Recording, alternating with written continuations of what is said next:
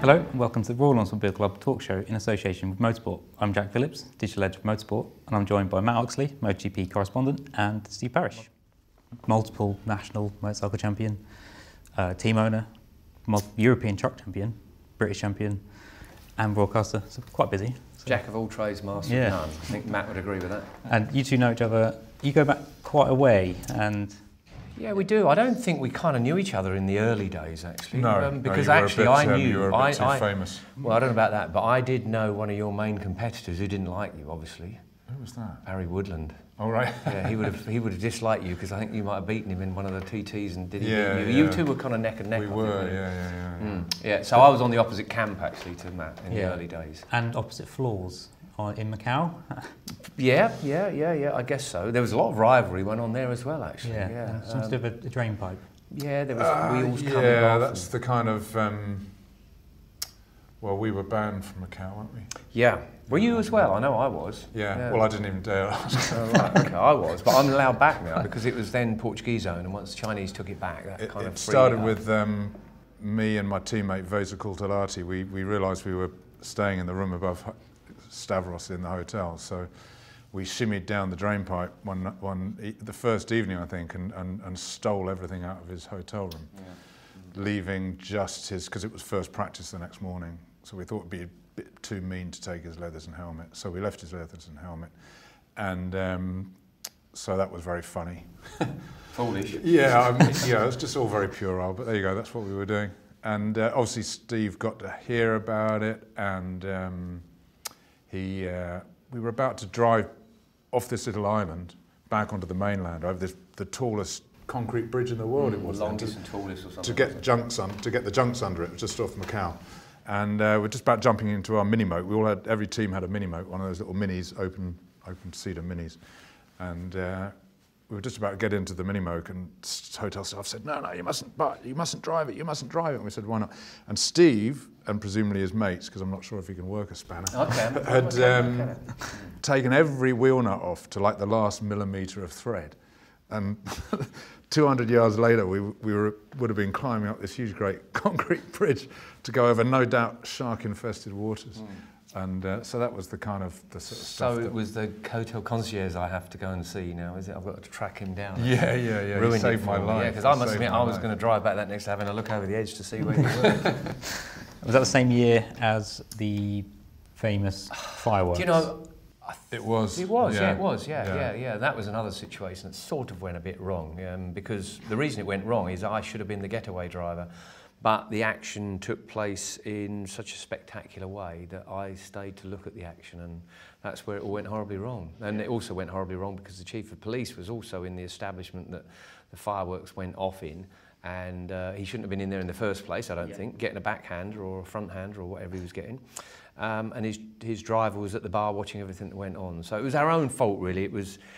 It's sort of exacerbated by the fact that we didn't drive away quick enough. But it was very embarrassing because I hadn't been long married, and I had to phone my wife to say I'm in prison for blowing up a brothel, which is kind of an awkward situation. Apparently you got out of that night. Well, I had food poisoning or something, so I didn't go out that night. So I was very lucky. At least I got you with that then. Because my team manager was involved, and I was going to be with them, and we were just going out for a laugh. You know, it was the last night before we went home, and I got Mike Trimby on the phone at 2 in the morning in the hotel saying, "What the have you been up to?" And I was like, "Oh, I'm in bed with food poisoning," and got up the next morning, and the police basically locked us all in the hotel. They wouldn't let us leave because Stavros had kind of got wind of what was going on, had run out the back of the hotel, jumped into a passing cab, got to the ferry place, the hydrofoil in Macau, and paid somebody double their ticket price to jump on the next hydrofoil and scarpered to Hong Kong. So basically the Macau police kept the whole rest of the Macau contingent, which was probably 25 riders, mechanics, everything, all holed up in this hotel, waiting for Steve to return. And in fact, to face justice. I think in the end, what happened was Mike Trimby negotiated for you lot to go, but the police impounded all the bikes and the cars, all the Formula 3 cars that were probably worth millions and millions of pounds. They impounded the whole lot, let you guys go. They came back, saw me sat at the other end in Hong Kong with my gin and tonic, thinking it was a great giggle, whereupon Mike Trimby insisted and kind of gave me no option but to go back across to give myself up and meet up with the rest of the threat?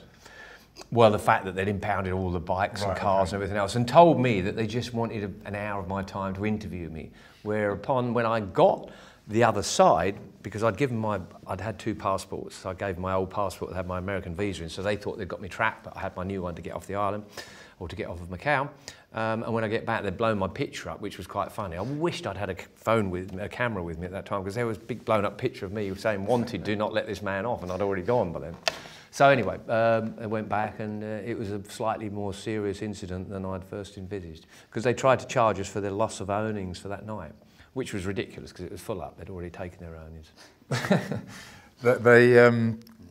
Yeah, it all ended with Howard Lees, may he rest in peace, my team manager taking the rap because Steve Parrish was too important, and the other man involved in the in the events was Paul Butler, who was team manager of Marlborough Team Roberts at the time, and became race director of MotoGP, so was quite an important guy. So you two got to Scarpa, and Howard took the rap and spent a week in jail in Macau, didn't he? Yeah. Well, we had about 3 days, though. They were great times, and the other fairly interesting thing, I'm not sure where it went to, but the van that was the getaway driver at the time got impounded, and then it missed its ferry going back and whatever, and so it was cheaper. We ended up buying the van, so I now still own a van in Macau, I believe, for that particular time. It was something like, I don't know, $2,000 to buy it, or the rental was $6,000, so we now own a van out there. So whether or not it's still running, I don't know. Well, at least you can go back now. Yeah, exactly, yeah. Allowed back now. They used to give each team a mini-motor, which are obviously like these open minis, and I mean, I feel somewhat ashamed about all the stuff that we got up to, but it was just what you did when you were 25, and it was the 1980s, and you were a motorbike racer. Have you changed then? I haven't. Kind of. And we used to go into these fireworks shops, and there were many. Fireworks were banned in Hong Kong, but they weren't in Macau. So we used to go into these huge fireworks shops and buy these bangers, which would be 300 bangers, all wrapped up in one, which was what they used on the big night out. But we used to load up the Minimotes with these, and then drive around Macau, because there wasn't a lot of racing or practice to be done. It was basically a holiday race, really. Drive around to Macau and looking for other teams driving around in their Minimotes, and then trying to sneak up behind them, and then jump out and go past them and light this huge 300 firecracker thing and lob it into the Minimote, and then watch them disappear in the biggest cloud of smoke you'd ever seen, and drive off thinking it was funny. Well, it was very, very funny, and it was absolutely hilarious. So, but anyway, all times are in the past. I don't think it goes on anymore now, unfortunately. Well, Rossi this week said being a MotoGP rider is boring now. Yeah. I can imagine it is. I mean, it's very profitable if you're as good as Valentino Rossi and you have great times and you travel around in your jet and everything else, but you're probably not going to sit down and laugh about what went on during that period of time, because not a lot does go on. I'm from an era when PC stood for pulling crumpet, and that's kind of how it was then. So is there anyone on the grid that you think would? Not anymore, no. No, probably not actually. But are they allowed to? I think Rossi still likes a good night out, but he would have to choose them fairly.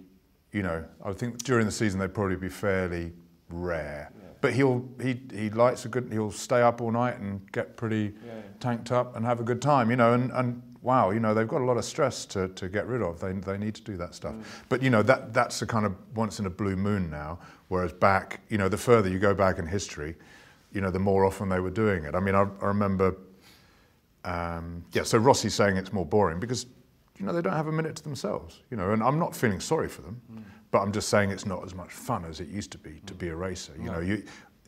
They spend more time looking at computer screens than they do riding the bikes, and when they're not, every minute of every day when they're at a racetrack is accounted for. In the old days, you'd do practice, you'd have a chat with your engineer, go back to your caravan, hang out with your mates and have a laugh, wouldn't you, basically? Yeah. And then maybe go out and have a few beers that night. Undoubtedly. Corky Ballington said, I always drunk, when he won 4 World Championships, had a bottle of red wine every night because he felt he'd be better the next day having slept through the night, because otherwise he'd be way too nervous. Yeah, exactly. So his bottle of red wine put him to sleep, and he felt better for having done that. Because the fact was, and I think probably why we had more fun, was because we were more likely to die, so it was kind of living for the moment. And I'm not qualified to say it, but it was a bit like a war zone we were going through in that period, where Grand Prix, a lot of them, 50% of them were on road circuits, and not at all uncommon to lose 4 or 5 people during the season, and it would be that driving out the paddock. And the worst part was seeing the van and caravan still there, and the weeping girlfriend or wife and everything else that went with it. So you might as well live it to the best. And of course, we had Monday, Tuesday, Wednesday, Thursday to have fun. Whereas, as Matt rightly says, you know, Monday would be back in the gym, Tuesday would see the dietitian, Wednesday the psychiatrist, Thursday the press officer, practice, qualify, race. Monday, you know, it just goes on and on. It's constant, and so there's no time to have any fun. And if you do have any fun, someone's got a phone or a camera with them. It's on social network, and you're seen as not being responsible sportsman that you're supposed to be. So they can keep. Yeah. So back then, were you going around Europe basically, and coming back to England after every race, or would you? Depended. You travelled together. A lot of you. There'd be convoys of trucks and caravans and people stopping in campsites wherever down on the coast, in the Adriatic coast or something like that. Then you'd probably have to come back to race in England or at Chimay or at Zandvoort or somewhere to earn your money, because there wasn't a great deal of finances that went with the Grand Prix. Your income came from the international races, which were gauged by how well you'd done in the World Championships. So you did the World Championships, got you 250 Swiss francs or whatever it was, which was nothing. Didn't put enough petrol in Barry Sheene's Rolls Royce, I know that. The amount that it got, but when you came back you were given a nice brown envelope with 10,000 quid in it or something to turn up at Brands Hatch at every meeting or at Chimay or international races. So that was where your income came from. It was your kind of lost leader Grand Prix. Very much so. You had to be good at Grand Prix to get the money to go elsewhere, didn't you? Yeah. And that was, so we did travel a hell of a lot, and I would say 90% of us would be in the van with the mechanic, with the girlfriend, with whatever, towing a caravan, and travelled around together, and that was how it was done. I spent thousands and thousands of miles and days asleep in a caravan being towed by a van around Europe. I mean, if you said that to someone now, it's illegal, you can't do that, it's dangerous, but you know, I mean, how we didn't end up careering across some field without the caravan come off the back of the truck, I don't know. I guess what it has done is given you a book's worth of Yeah, stories. I mean, I could have probably, if I'd have concentrated more, won a few more races and things, but I wouldn't have had a theatre show to travel around the country with, or a book to write, I don't think. Or I might have done, but it would have been as boring as batshit. Yeah. The other thing that Rossi said at Assen was you know, that racing itself isn't as romantic as it was, and you know, being Rossi, he's, you know, very intelligent and very good with words, and that was just the perfect word to use as well, because I mean, he was talking about just being at races, not being romantic, because you're just working. But that's true of the whole thing. You know, back then it was more romantic. Oh, you know, you travelled around Europe, and you stopped by a lake, and you stopped by the beach, and then you went to the next race, and all the, I mean, it sounds wrong, but all the pretty girls in the town would come to the paddock, and they were allowed in the paddock, and they could wander around and sit and have a glass of wine with you. And like I say, it was known as the Continental Circus, and that's exactly what it was. It was a circus of people going from town on. to town. And you know, you went back, and in Italy you probably met Isabel or something, and then you went to Holland and you met whatever. And that was sort of how it was. And an awful lot of riders from my era ended up with wives and girlfriends from those particular countries you travelled. Quite often they're nurses that they'd met in hospital. Exactly that, yeah. Or at someme's funeral or something like that. When we were travelling around Europe in the 80s doing endurance racing, we didn't have a caravan, we had a truck, big truck that was half converted into living quarters. With a special big red diesel tank. Possibly. And we used to basically buy a load of duty free on the boat and just run a circular system in the truck. They basically sat in the back and drank, and then once you got to the front as kind of third kind of navigator, and then the guy who was driving would move into the back and start drinking, and then you would, by the time you got to his 2 hours, you were sober again, and it just basically went all the way driving for 24 hours. Yeah, and that was very common, and you wouldn't stop. Again, exactly. There was no stopping. You just jump drove out of the driver's seat, and someone would hang on the steering wheel, and someone else would slide back. We used to literally do that. No, we did as well. We had a better. In fact, even when I became a team manager, we had another system where we had the horse box, if you remember, the Loctite Oakley horse box, which had a mirror behind the driver's seat, and if you started nodding off, and you could see someone would, you had to drive by looking in the mirror to see how far you could go, and that would keep you awake. So everything would be back to front, and I used to have Terry Ryman, Rob McElhone, people like that doing. So you'd be looking in the mirror, and you had to see who could go the furthest by trusting the mirror, and that would wake you up. Yeah, so madness really. Yes. But we're all still here, ish. maybe it's not such a bad thing after all. What Rossi Yeah, says. I mean, the thing is that it's been moving that way forever. It's not something that's just happened recently or just happened, you know, the people, I can remember when I started covering Grand Prix as a journalist in the late 80s, journalists then saying it was like John Brown would be saying, oh, it's boring now, you know, whereas I thought, wow, this is amazing, you know, and we were still all going out and having a laugh with the riders and doing research recently, you know, you realise that in the sort of 20s and 30s, they were drinking while they were racing. You know, they would come in for a pit stop and have a brandy. They get refueled and have a brandy, and they'd carry on. So, yeah, you know, and the 60s, 70s, you know, organisers would complain that the reason the riders were getting killed was because they were going out on the lash the night before the race. Obviously, wasn't true. It might have been in some cases, but you know. Professionalism has a way and money has a way of, you know, if you want to win, you've got to work harder than the other guy. And then so you work harder and then the next guy comes along, right, I've got to work harder than him. And gradually that just squeezes everything out of it, apart from spending your entire life searching for more performance, whether that's through teaching your engineer, through talking to your engineer, through going to the gym, blah, blah, blah. And the bikes are also so much more physical to ride now, and much harder to ride because the G-forces and the grip are much, much, much higher than they ever were. So, you know, you have to be hugely strong to hang on. You know, you think back, Barry, he was smoking, what was he on, 20 a day? 40 a day. I mean, you would not be able to ride a Grand Prix bike on 40 a day now. You know, you would not be able to do it. But as Matt rightly says, it was all about weight, really. We just had to be under 10 stone. And I remember not eating to get, it was like a jockey. Because the bikes, you needed the same, I don't think there's any less skill involved. I think there was less physical, as we said, no brakes, no tyres that had any grip and everything else. But also, going on to that matter, is how on earth can we ever find another character in sport in general, not just motorcycle racing, because probably by the age of 8 years old, you've been slotted into some academy.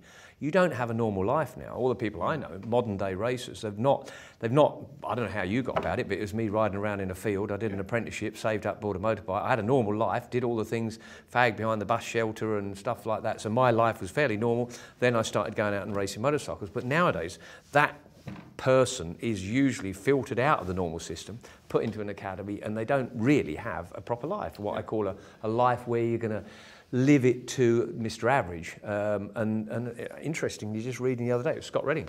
Couldn't believe he wrote it himself, but he said, I think I'm as dumb as a donut, and I could never hold down a proper job because I don't know anything but riding a motorbike, which is kind of sad if his career is about to come to an end, because he could easily end up on the scrap I do find that endearing about Scott, that he's very open and truthful, honest. I'm not sure he should be writing his own CV, but anyway. But he you know, there are still characters, but you're right. I mean, but they're not the same as they were before, because, as you say, they're not allowed to be, because they've been doing this since they were 3-4 years old. I think Rossi, without a doubt, started later than any of the other guys. I think he started racing mini-moto when he was 10, because he'd been doing go-karts before then. But, you know, there's not a guy out there who wasn't, I wouldn't think, probably racing by the time he was 5. And I've been to Spain at racing schools run by Lorenzo's dad, Chicho, and they've got 2-year-olds riding around on mini-moto bikes. And you know, what do you do? You know, no, sure. That's what you say. You've got to be fit and strong. If you're Spanish, and that's, you know, you look at boxers boxing their way out of the Bronx or whatever. It's a similar kind of thing. You know, this is their chance. And Redding was very much like that. He comes from a, you know, pretty, you know, no silver spoons in his mouth. You know, really came from absolutely nothing. And his family decided, well, his dad and his uncle decided, this is what he's going to do. This is his way out. Of the jungle, or whatever you want to call it, you know. Your career started with racing as Aggo, and then you ended up into the superstars of the 80s. So did you notice that change? Yeah, I think in the early period, you have to remember that my mentor was Barry Sheene, so whatever he did, I did, and I did smoke the odd fag and do the odd, you know, naughty thing that seemed to go on. But then I think the Americans turned up, and that was probably the first of the changes, even to the extent a lot of people don't often realise it. They say Kenny Roberts won the World Championship, but Pat Hennon was the guy that kind of was the first American that came in to be a teammate, and all of a sudden we saw Pat getting on his trainers on and going for a run, and had a ball worker or something like that, and what the hell's going on here? So he probably started to make us think, you know, when he was leading the World Championship before he had his huge crash in '78 at the TT. So he was probably the start of the changes. It wasn't a wildfire going through, but everyone started to realise that, Jesus, maybe we should do a little bit more, maybe we should. And Barry actually, I know he smoked 40s fags, but he actually was quite fit, and would always tell people he was as fit as anyone and prove it by swimming further underwater and everything else like that.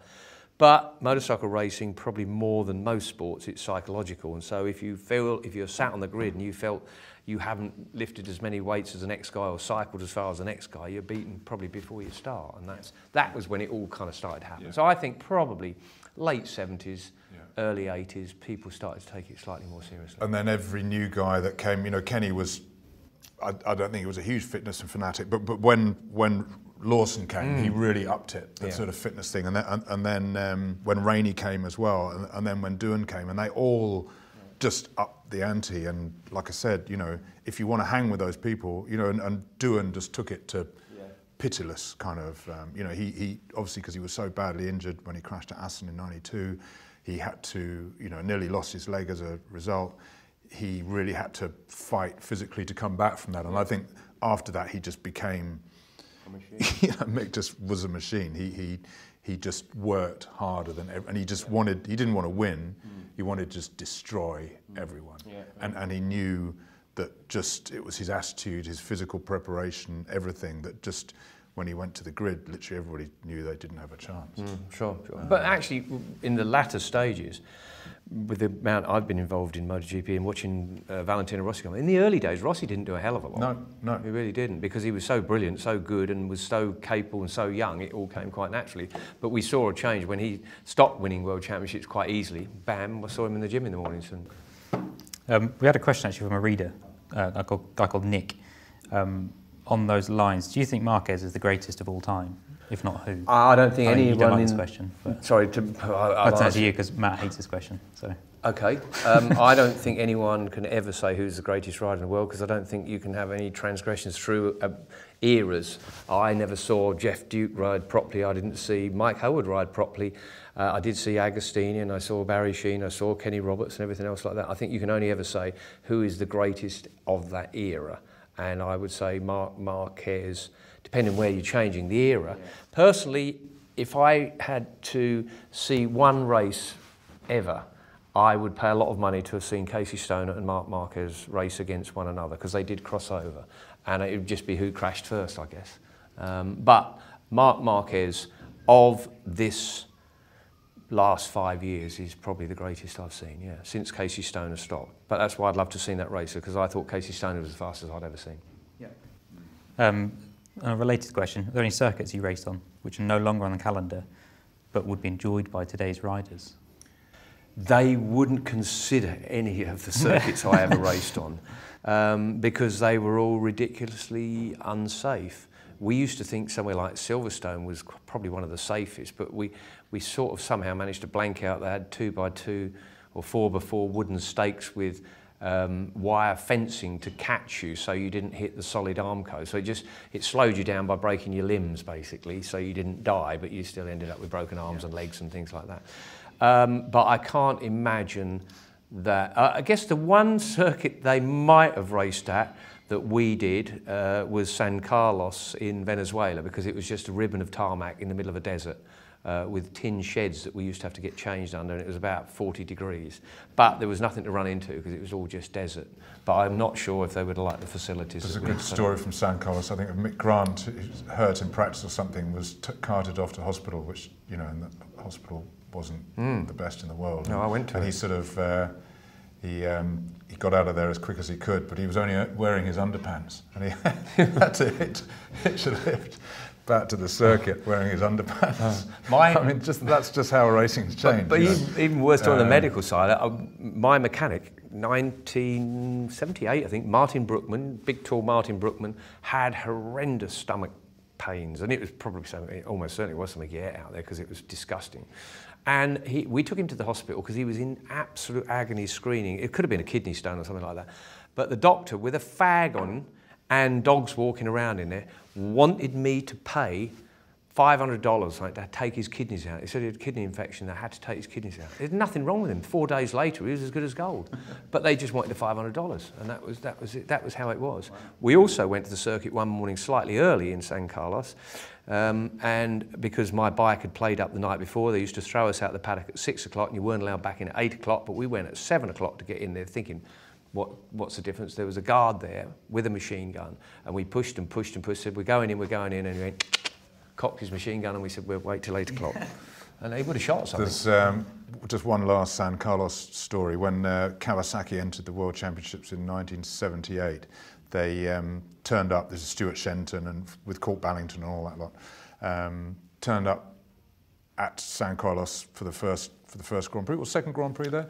First was 77. Yeah, so the second Grand Prix there, and went to the hotel. The next morning went to the airport to collect their bikes, went to the customs and so on, and the people said, no, your bike's never arrived.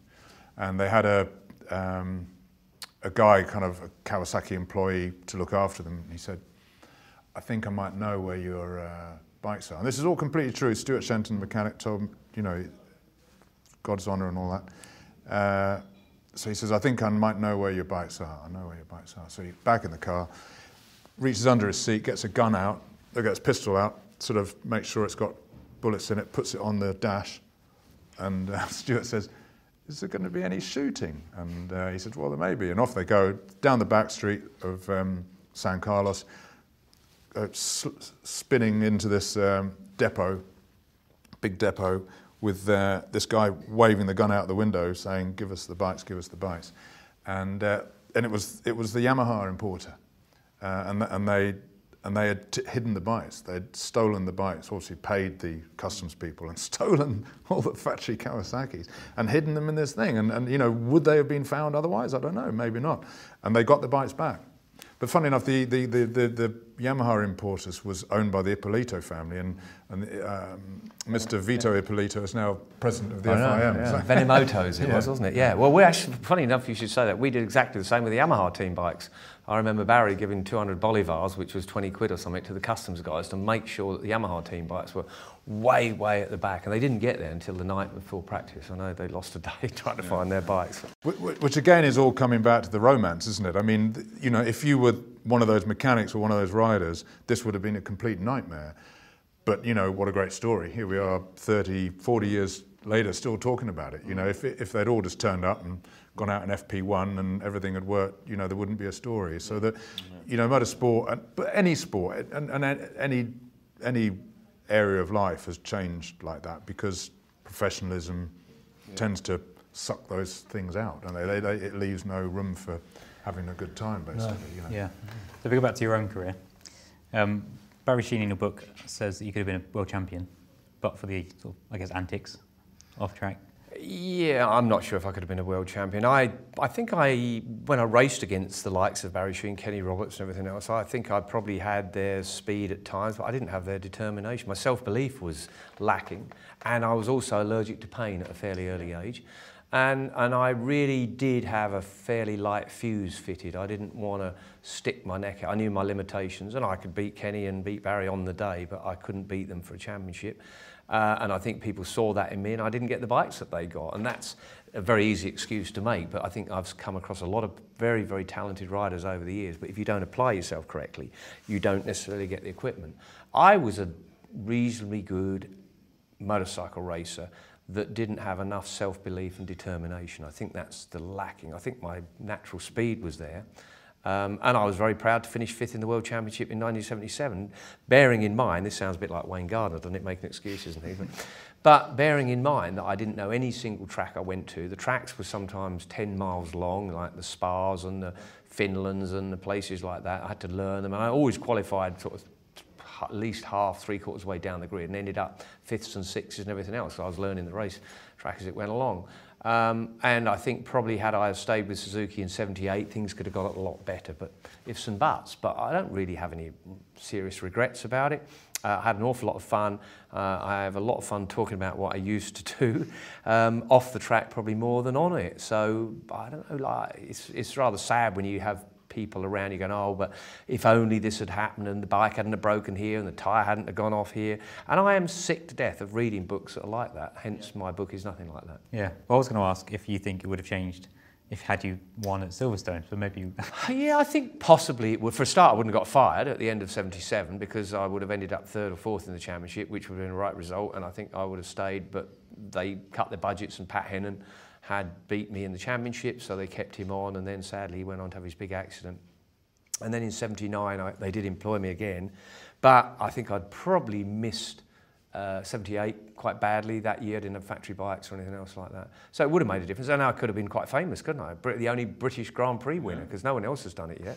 No. But that's motorcycle racing, isn't it? So that one corner, was it Beckett's or Maggots where you crashed? It was first corner, Copse. So Copse, because Williams crashed after. Yeah, he went to the next corner.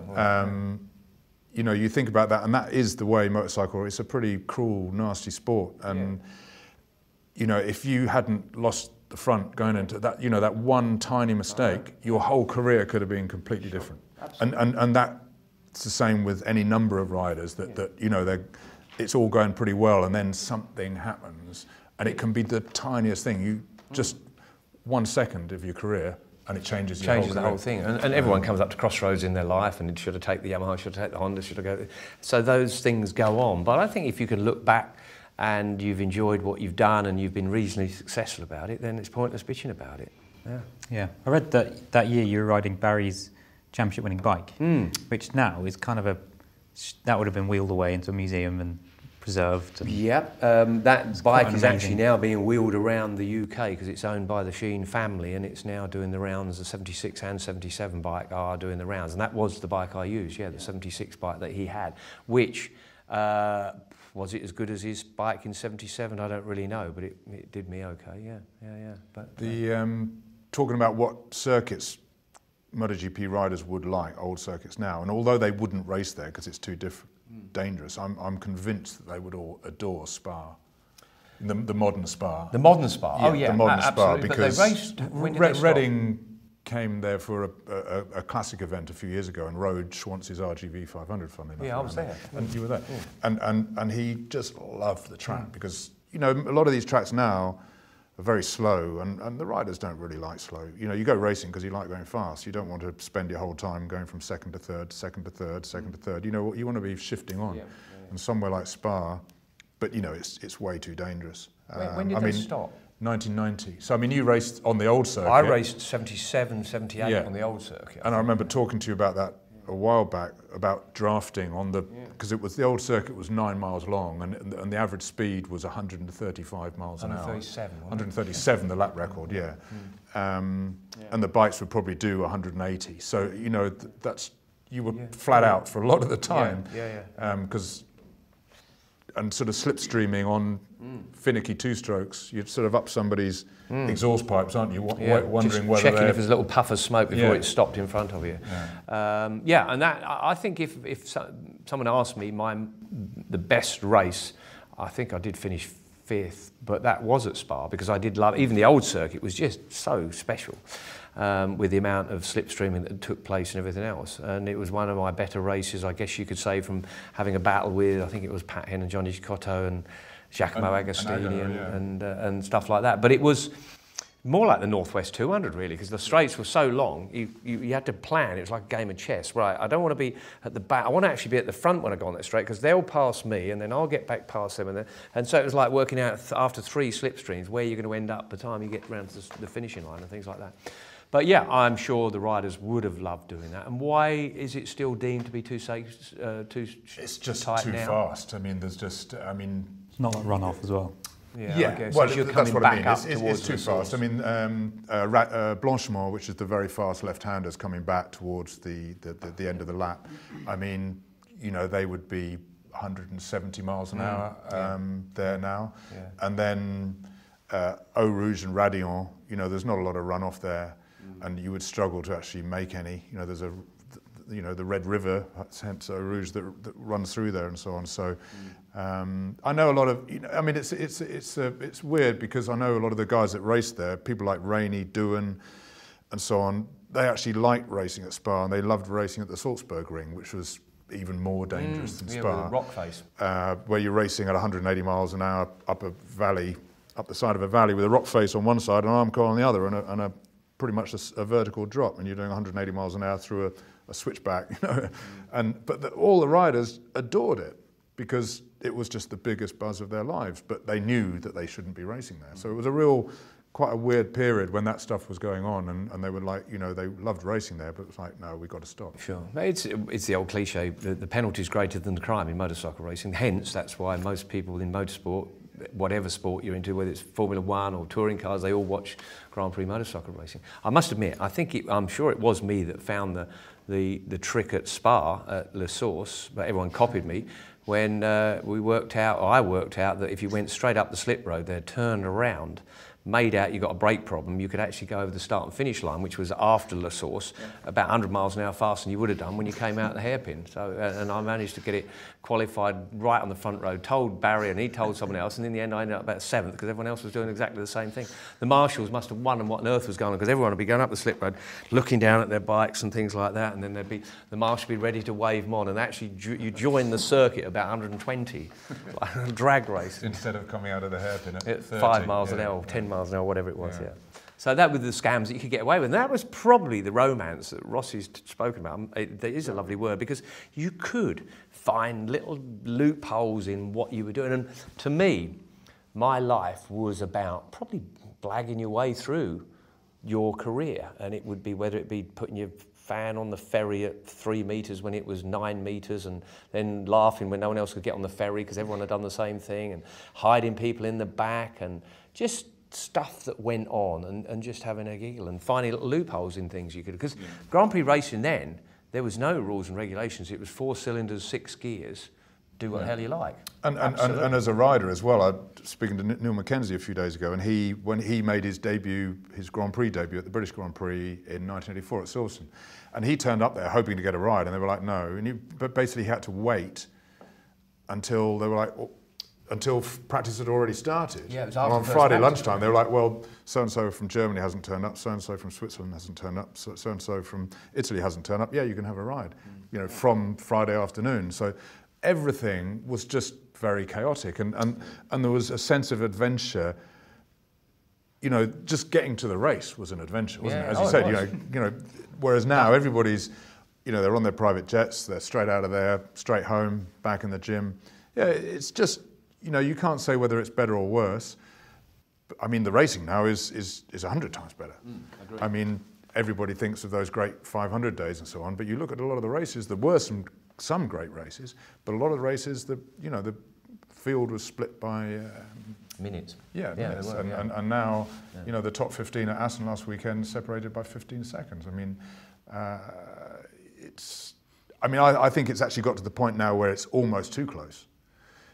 You know, touching wood here, but you know, when you've got a bunch of riders riding around 6, 7 together for the whole race, and one of them goes down in the middle of it, you know, you're in the lap. That's when bad stuff happens, because you're in the lap of the gods. You know, it doesn't matter how good track safety is. Doesn't matter really how good riding gear is. You know, if you get hit by another bike, that is a real problem. And we are at that point where I think they have to go. We really don't want to make it any closer, because it's, you know, we've introduced a new danger here. Yeah. It's actually quite difficult to kill yourself in a Grand Prix circuit nowadays unless you get hit by a bike, your bike or another bike, quite honestly, because the runoff areas are exactly where they are. But yeah, it was so vastly different. It would be hard to explain to a modern day rider how it was, I think, because they couldn't imagine setting off from their home in Rimini, could they, and driving up to the British Grand Prix in a van with their bikes in the back, and with no brakes and things like that. But that was the adventure. The adventure was also going to the toilet, wasn't it? Because the facilities were diabolical. They were, honest to God, how we didn't die of some horrible disease, because it was just foul. Well, you famously blew up the toilets. Yeah, we did. We got rid of the toilets. We did. Yeah, we got rid of the toilets in a mattress, simply because it was just so vile and disgusting that it didn't seem right. So we went and set fire to them, and that was again. You told me about Philippe Coulon, who was a privateer from around that time as well, and at Spa, and I remember doing the 24-hour race there as well, and going for a wee, and you had to throw a bit of money in the ladies' bucket to go and have a wee, and you know, it's a 24-hour race. You were doing that quite a lot, quite expensive. Yeah. But Philippe Coulon, who was pretty hacked off with doing this, and so he refused to put money in her bucket to go into the loo, and he said, well, you can't. She said, you can't go in, so he just peed in the bucket. No, that was the end of it, yeah. Because you don't walk around with a load of money when you're just about to go out and race. You're nervous as hell, you know, it's your third toilet. You go to the loo eight times that was a kind race. of how it was, and it was dreadful, but we had something to talk about, I guess you'd say. Does the romance still exist, the TT, though? I'm not sure it exists there much either. Because I think not as much. The pressure, if you're a top guy, the pressure there now is, you know, back in your day and my day, races were won by 30 seconds or a minute or 10 seconds. Now they're won by 0.3 seconds. You know, the pressure on those guys is terrifying. You know, obviously because we all know what can happen over there that generally doesn't happen in MotoGP. You know, every time you go to the line in the TT, you really do know that you might not come back. Yeah. And that makes the whole thing very different. I mean, you always knew that, but you know, they know that they've got to ride 100% of the time, every inch of the racetrack, from the start line to the finish line. It didn't used to be like that, did it? And the bonuses are very important for them and everything else. But I would say that the TT still has an element of that camaraderie in the paddock, because people are all sort of wandering around with a bit of time to spare. That's one of the things the TT, you know, you'll have a day off in between, and often the riders will be out in the paddock and they'll be having a cup of tea together and things like that. So, but then the TT is a tough one, isn't it? Often I go there regularly and I get people come up to me, and Matt will have had the same. What about if you put Peter Hickman or Joey Dunlop or John McGuinness on a Grand Prix bike? And it's hard to tell them that they wouldn't even qualify. If you could convince Valentino Rossi or Marc Marquez, if you could somehow take an element of their brain out that said, this is ludicrous to ride around there, they'd be doing 145 mile an hour lap. And that sounds really rude. I'm not sure about that.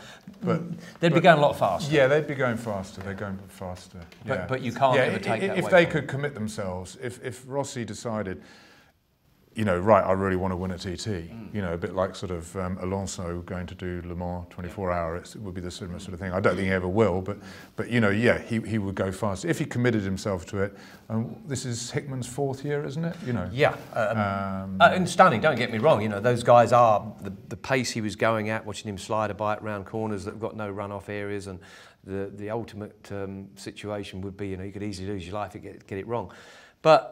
And they are fantastic TT riders, but sure, it's a difficult one because there's not many people, top line riders, that want to risk that level.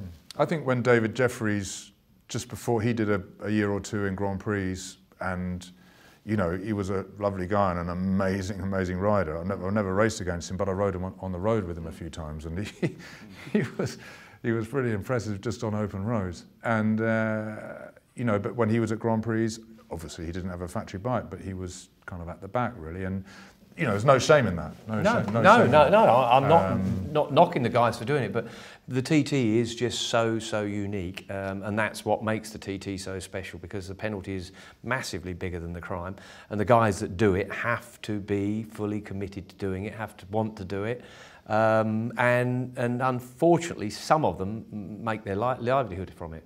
Yeah. Now, is that unfortunate or not? I mean, they still enjoy doing it. They're not forced to do it. They haven't got their arm twisted up the back. But it has now become another... You can now make a reasonably good living being a road racer. Yeah. Whereas you can't being a short circuit racer. No, very rare. You know, unless you're... Shaky Byrne. Unless you're Shaky Byrne, or, you know, even in Grand Prix now, and World Superbike, there's a lot of people in there. You probably go at least halfway up the grid in Moto 3 or Moto 2 before you find somebody that's making any money out of it, you know, and that's just the way of the world. Yeah. Do you think your inbuilt kind of self-preservation held you back a little bit on the TT? Oh, undoubtedly. There was no question about that. I mean, I've always had an extra foot or two wherever I went at the TT, and whenever anyone came past me at high speed, then I used to go, get on with it, you know, good luck to you. Whereas on a short circuit, I'd just dig a bit deeper and have a crack at it. But the TT for me was, I had my pace, and that was it. And what did annoy me, probably more than falling off the British Grand Prix, I got 3rd place in the Formula One or the senior race, and I got disqualified from it. And it was one of those odd occasions where I remember coming back over the mountain and someone gave me a pit board or something. +2 or what, and I did go faster than I felt I should have done, and maybe a little bit of dust came up out the curbs and places like that. Was it the fuel tank size?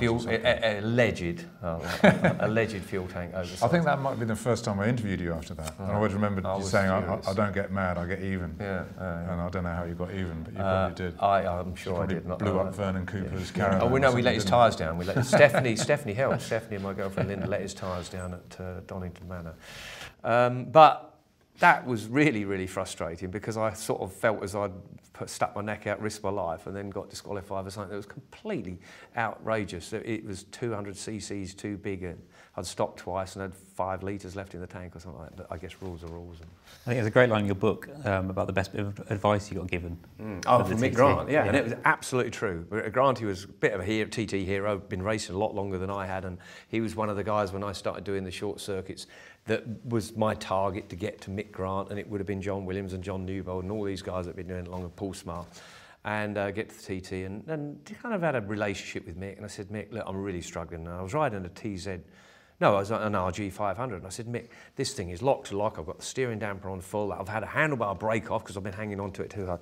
Selby Straight, which you remember, was just like some kind of wild fairground ride, and the bike was going from curb to curb, and he said, I said, where do you go? What do you do? He said, down the middle of the road, right down the middle of the road. And I said, well, why is it smoother? He said, no, the curbs and the trees are further away. And that was quite a simple one. You've got a bit more time to jump off or whatever you had to do. So, yeah, that was a great piece of advice. But the TT, I always got on that ferry going home going, oh, I think you did. I think everybody did. I remember Steve Hislop saying that he, the last time he came down the mountain in the senior at the end of the week, every time, it was like, that's it for another year. And, even Hislop, who a lot of people would argue is the greatest TT rider of all time, just because of his speed and his commitment, even he, it was a love-hate thing. I mean, it can't, it's got to be a love-hate thing. And funny enough, I think Hickman reminds me a bit of Hislop. When I see him riding around there, just that commitment. Trust in himself. Yeah, and just that kind of short circuit, because obviously Steve was a real short circuit guy as well, and so is Hickman, and they bring that kind of, and I wouldn't really call Michael Dunlop a short circuit guy. So he kind of rides the TT in this kind of TT style, fighting the thing around, and Hickman is just wonderful to watch. But the problem is, and Pete Hickman's well aware of it because he's a smart enough guy, is that there could easily be a flipping pheasant sat in the road, or a hare sat in the road, or someone's left their hose pipe on, it's running across the track. They're the elements of the TT that you can never take out, and silly little things can happen like that. So sometimes maybe that trust is risky, foolhardy in some ways, I guess you'd probably say. That's the way I saw it anyway. I think your biggest accident, though, came not at the TT, but at Donington. Well, yeah, the one that probably was most likely to kill me was at Donington Park, and that was down to Joey Dunlop. It was I can't even remember what the race meeting was. It was quite a big event because I know Randy Momola, Kenny Roberts were in it. Sorry, what? Transatlantic. Was it? It was. Yeah, probably was transatlantic. Yeah, and Joey were riding a great big Honda, whatever they were, 998 Honda Britain thing, Mr. Gear coming out the old hairpin. I had no chance. I just smacked in the back of him. I fell off down the road, and Kenny Roberts completely ran straight over the top of my head. I think Randy probably ran over my legs or something like that. I don't know what happened, but and that could have easily been. I wouldn't have known what was going on. I didn't know what was going on. I was out for about 10 minutes. And I only recently, and the pictures are in my book, I think, recently someone gave me some photographs of me being, I was going to say stretchered off. I was in a blanket. Someone must have got a blanket out the boot of their car, and Kenny and Randy and 2 marshals are carrying me off in his blanket. I mean, I could have easily had spinal injuries or whatever, but the fact of the matter was I was just floating along in someone else, in another world. And with this, when it came around, I said to Kenny, what happened? What happened? He said, oh, well, Joey Mr. Gear, you went the back of him, you went down, I ran over the top of your head. And, thanks, Kenny. What happened, Kenny? What happened? I did it about 10 times. Finally, he gave me the helmet, and there is a big black tyre mark straight over the top of my AGV helmet, which I put it up for auction, and he still owns it now. I was going to say his ranch, but I think he sold it. And he still talks about it and says that's why I'm as stupid as I am, because he ran over my head. But yeah, would have been. And he signed it?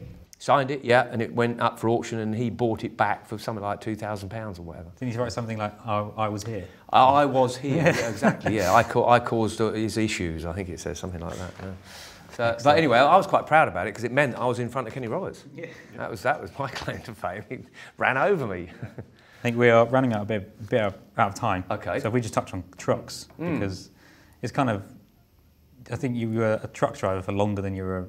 Yeah, I certainly was more successful racing a truck. And a lot of people ask the question, how on earth did you end up racing trucks? Well, it was simple. Barry Sheene, again, he had a contract with DAF on his bikes. They wanted him to race a truck. The other question is, that must be the wildest thing apart, a motorcycle and a truck. They're actually very similar. A motorcycle does not want to go around corners. It wants to go straight. You have to coax it. You can't slam it into corners. You can't do anything erratic. With a 5-ton truck was exactly the same. Coax it all the way. You have to turn it in early like you would a motorcycle. Get some grip and then drive it through the corners. So I found truck racing considerably easier than motorcycle racing in lots of ways, especially because I didn't go to hospital so much. So I think that element, that fuse went up a few grades because I didn't think I was going to die doing it, and so I felt I could give it more. But I found truck racing relatively easy. It got harder and harder as I got older and older, but in the early days I couldn't believe how easy it was. And then there were some good drivers in it, a lot of car drivers, Martin Brundle, Stig Blomqvist.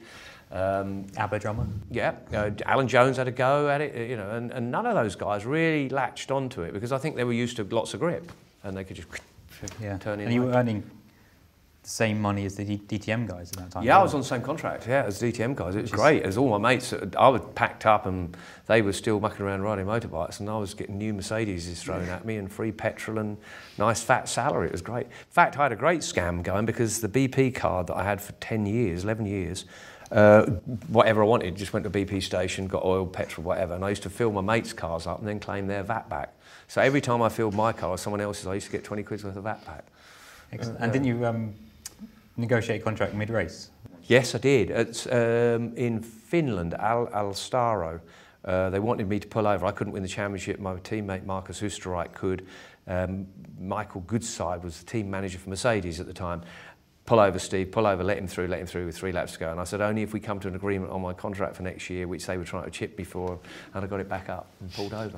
So I don't think many people have negotiated their contracts whilst on board in a race, as far as I'm aware. Definitely not in a truck, I suspect. No, almost certainly not. So, excellent. I think you have to spend the afternoon signing books. And going I to do. dinner, My book is out, the Parrish Times. It wasn't the title I was going to choose. It's a good title, though. Yeah, I guess it works. So I kind of like Parrish the Thought, as in Perish the Thought. But I thought you were going to call it the Village Idiot. Oh, there was going to be the Village Idiot. You're right. There was a lot of names being brandished around. But anyway, the Parrish Times is out. Very pleased with it. I'd like to thank Matt Roberts that helped me write it, and all the people.